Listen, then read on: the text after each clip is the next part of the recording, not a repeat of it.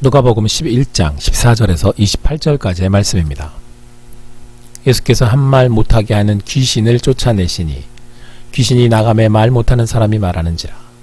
무리들이 놀랍게 여겼으나 그 중에 더러는 말하기를 그가 귀신의 왕 바알세불을 힘입어 귀신을 쫓아낸다 하고, 또 더러는 예수를 시험하여 하늘로부터 오는 표적을 구하니 예수께서 그들의 생각을 아시고 이르시되 스스로 분쟁하는 나라마다 황폐하여지며 스스로 분쟁하는 집은 무너지느니라.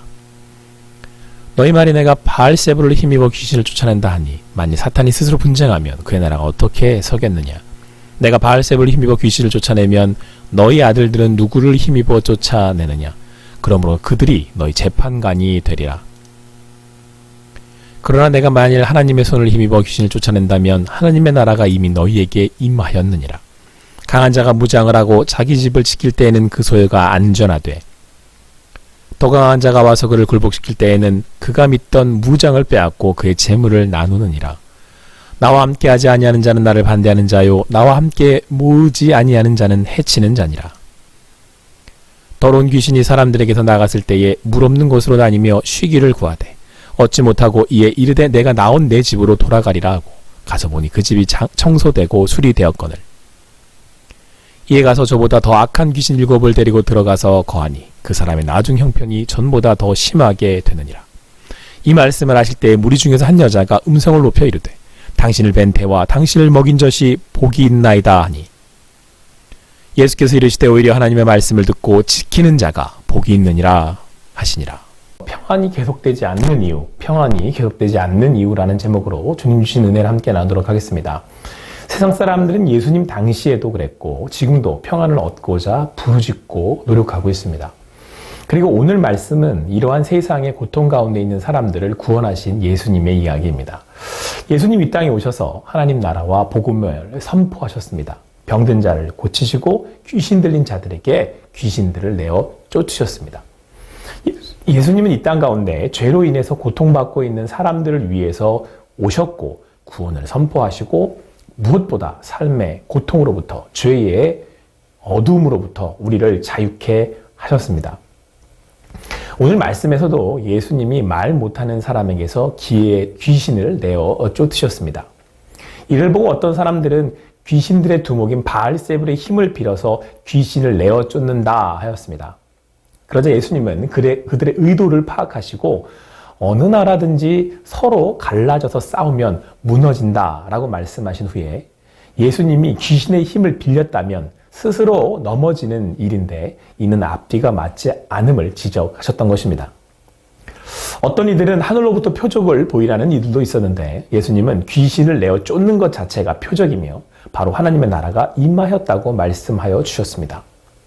예수님은 그들을 사로잡은 귀신을 내어 쫓으심으로 당신의 능력을 증명하여 주셨고 지금 여기 임하셔서 하나님의 주권으로 주시는 하나님 나라의 평안을 선사하셨던 것입니다. 아무쪼록 여러분의 삶 가운데 그 예수님의 평안이 오늘도 가득하기를 소망합니다.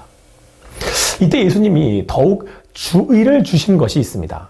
그것은 나갔던 귀신들이 다시금 돌아온다는 것입니다. 그런데 귀신이 다시금 돌아올 때는 오히려 더 힘세고 많은 이들을 데리고 돌아온다는 것입니다.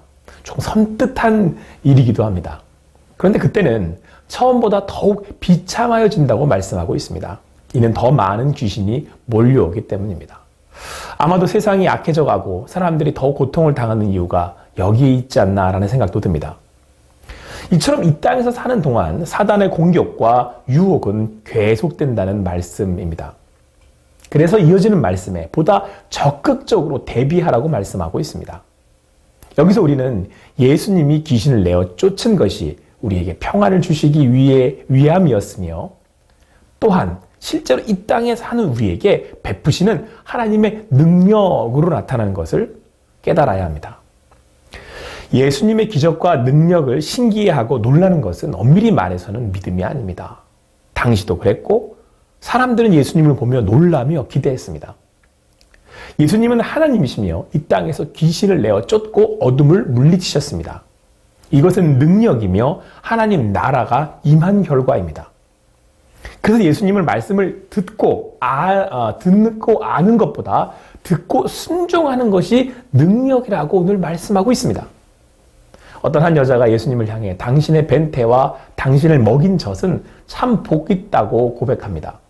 그래서 예수님은 오히려 하나님의 말씀을 듣고 지키는 사람이 복이 있다고 하셨습니다. 이 땅에서 예수님을 낳은 어머니라고 해도 하나님의 말씀에 순종하지 않는다면, 그래서 능력이 나타나지 않는다면, 나의 삶 가운데 하나님의 임재와 동행과 그로 인한 하나님의 나라의 다스리심이 나타나지 않는다면 아무런 소용이 없다 하신 말씀입니다. 예수 그리스도를 믿음으로 우리 안에 이루어진 평안, 임하신 하나님의 나라, 이것이 바로 말씀이신 예수 그리스도가 주인 되시는 것이고 하나님의 말씀에 순종함으로 나아가는 삶입니다. 그렇기에 그리스도인이라고 불리는 것, 말씀을 아는 것보다 실제로 중요한 것은, 본질은 말씀에 순종하는 것입니다. 그리고 이 순종은 믿음이며 하나님의 능력으로 나타나는 것입니다. 말씀에 순종할 때 믿는 것이며, 순종할 때 하나님의 나라의 복이 임하게 되는 것입니다. 그래서 예수님은 믿는 자로서 실제로 영적인 능력으로 살아갈 것을 당부하고 계십니다.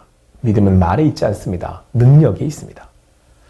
예수님께 바알세불의 힘을 빌었다는 둥, 하늘에서 표적을 내려보라는 둥 이야기했던 그들, 사실 그들에게는 예수님이 귀신을 내어쫓아 사람을 고치시고 자유케 하신, 그러니까 구원하신 것에는 관심이 없었습니다. 어떻게든 예수님에게 흠집을 내고 트집을 잡으려는 의도였습니다. 단지 그냥 그 기적에만 관심이 있었습니다. 여기서 우리는 하나님의 진정한 제자가 누구임을, 또 우리가 진정한 제자로서 예수님을 따르는 것이 무엇임을 깨닫게 됩니다.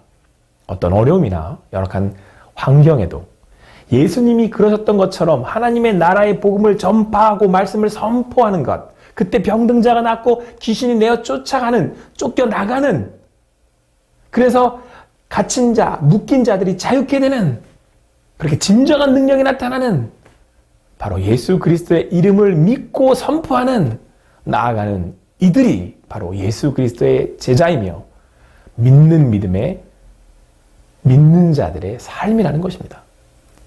예수님은 당신의 사역에 함께하지 않는 사람들을 향해서 반대하는 이들이라고 하셨습니다. 이들에게서는 말씀의 능력이 나타나지 않습니다. 그들과 함께할 때는 귀신이 떠나지 않습니다. 예수 그리스도의 이름의 능력을 믿지 않고 있기 때문입니다. 그래서 사용하지 않기 때문입니다.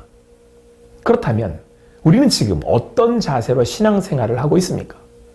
상황을 탓하고 사람을 탓하고 있지는 않습니까? 이래서 안 됩니다. 저래서 안 될 겁니다. 이건 맞습니까? 예수 그리스도의 이름을 전하고 선포하는 것은 이미 옛날 일이 되어버리지 않았습니까? 예수님은 오늘 믿음 없음을 경고하고 계십니다. 귀신이 돌아와 더욱 큰 어려움을 당할 수 있음을 주의하라고 말씀하고 있습니다.